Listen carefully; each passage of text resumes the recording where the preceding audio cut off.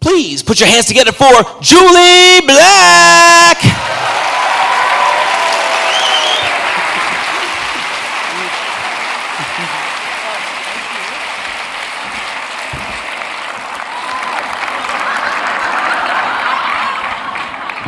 Don't start by 10 minutes until we get rid of this boob action happening here. Toronto, how you doing tonight? Are you feeling good? Yeah? Yeah. Oh shoot. 9 minutes, 50 seconds. We off. Well, when I got this opportunity to speak about things you should know before you die, I started preparing. I was like, okay, well, am I going to tell them to have lots of sex? I'm going to tell them to just tell someone, fuck off? An employer maybe?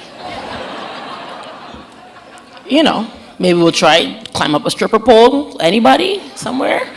But I realized that so much of what you guys know about me, or may not know about, anybody know who I is? Anybody know who I is? According to Wikipedia, my name is not Jully Black. What is that all about? I went in there and tried to change my age. Straight up, no lie. I promise you, truth. Signed up, registered, set up an account and everything in my hotel name. So I shaved off a couple years. Went back that night, they flipped it right back. I'm like, what is that, really? So I realized I wanted to speak to you guys about pushing past your past. Any married people in the house? Yeah? Anybody remember what song you danced to? Of course the women do. I get it. Why I remember it's just an illusion anyway, right? I realized recently, I'm going to bring you to my recent past, that I have been holding on to resentment. I was hating on that guy. So I went on my Facebook page, and my ex-boyfriend has been pending for 2 years. No lie, my cousin's here, she can vouch. So he sends me a message, hey Julia, wow, the LOL, I thought we were friends.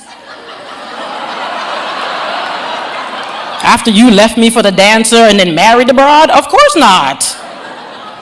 But then I realized, you know what? Wow, he done moved on.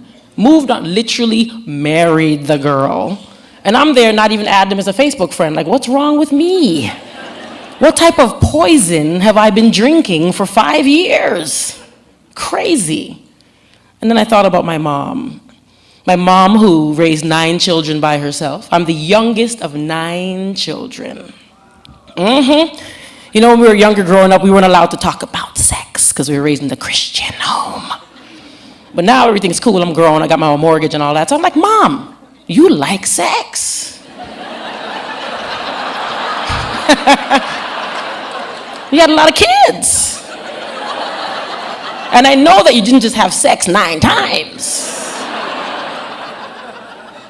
Oh, Julie, my mom's 76 years old, I'm 34. She had me way late.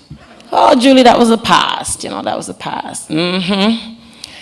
But I realized that, there's so many things that we hold on to. Like, I was born a twin. I went to Mount Sinai to get my cords looked at, my vocal cords, and they said, Julianne Gordon, baby 1 of 2. And it hit me, literally, because I was always told that I was a twin, but my brother passed away. Then I thought about, wow, you know what? Mom raised us all by herself. Fast forward 1984, my dad, I don't know if anybody knows my dad in here because he's been gone a long time, but if you know him, don't tell him that I'm telling you that he has 45 kids. Oh, I ain't playing. Papa was a rolling stone. So I realized recently, as my career to me was stagnant, that all of the resentment and all of the holding on to the past was blocking my blessing. I know where he is. He just lives up Jane Street, as my mom would say, yeah, he's just up Jane Street. Call your father. My mom never, ever, ever told us anything negative about that man, even though she withstood a lot. She said, that's your father. That was it. That's your father, Julie. That's your father. So finally, last Father's Day, I decided to buy him a drill. You know, I always had his number, address, everything. I was like, okay, you know what? All this poison that I'm drinking, poison, just backing it, poison. Push past your past, Julie. Call your father. You look like him anyway. Give him the drill. All good? Cool. All right. Peace. Forgive. Cool. Moving on. Right? And so I started to kind of realize that, I realized that there were so many ways to die daily. And this is the whole part about pushing past your past. So anybody in here that may have been raised in a religious home or have any sort of faith value system, anything in your spirit, atheist, maybe you believe in somebody, I realized that there are many ways to die. So I'm going to pose a question. How many ways, name one way, anybody, hand up, that you can die other than your heart stopping and, I said stopping, where am I from? That was real ghetto, heart stopping. My mom would not be proud of me right now. What is this, Brooklyn? Where am I? Anybody, hand up, give me a way that you can die other than dying, heart stopping. Anybody? Anybody? Emotional, yeah? Heart, girl. Right? Heartbroken. Any others? Was that not being stingy? Was that losing all your hair? What did you say? Anyway, I realized there are many ways to die. And for me, confessing all of this unforgiveness and pushing past my past was a way to die, but be reborn. And so I took the process, I took the steps to go through. Like I went back, I told you about my dad, told you about the ex-boyfriend and all that, but I went back and I realized that the little girl, Julianne Gordon, had a lot that she stored up, a lot of anger, a lot of past that I was just stuck in. I realized that there were years and years and years that, at 12 years old when I couldn't sing at my sister's funeral because I was too afraid, I didn't get past that. I realized that when I was afraid of the neighbor that would take advantage of me, I didn't get past that. I realized that when I got a record deal at MCA and got dropped and got re-signed and got dropped again, I didn't get past that. But yet I'm here and I'm standing in front of you guys because there was a little girl inside of me that still wasn't afraid. And I was able to somehow, even a little bit, push past my past. So I encourage you all today to think about it. Take a moment. Are you living in your purpose?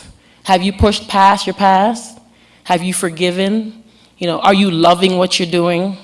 Are you living or are you existing? Are you living or are you existing?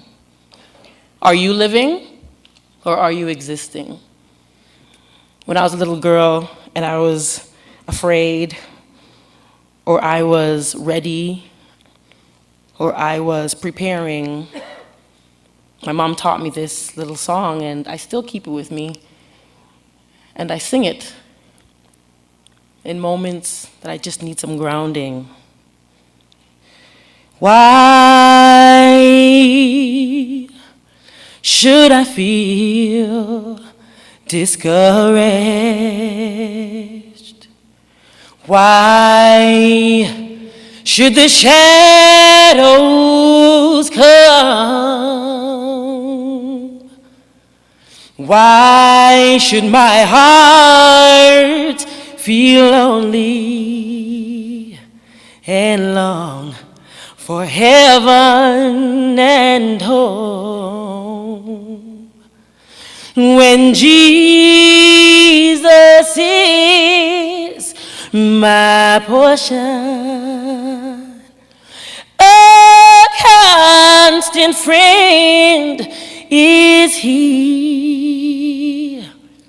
His eye is on the sparrow, and I know he watches me.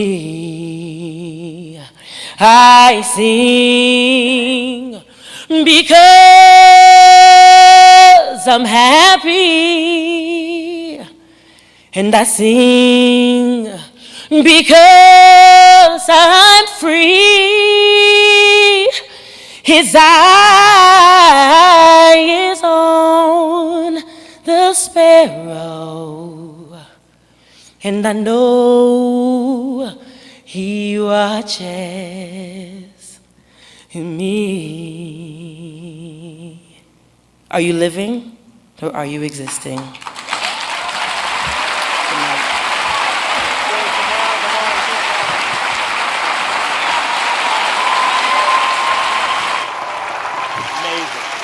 Thank you.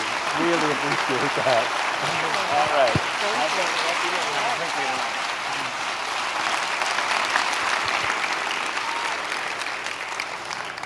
They're on the pulse. They're very, very cool. And they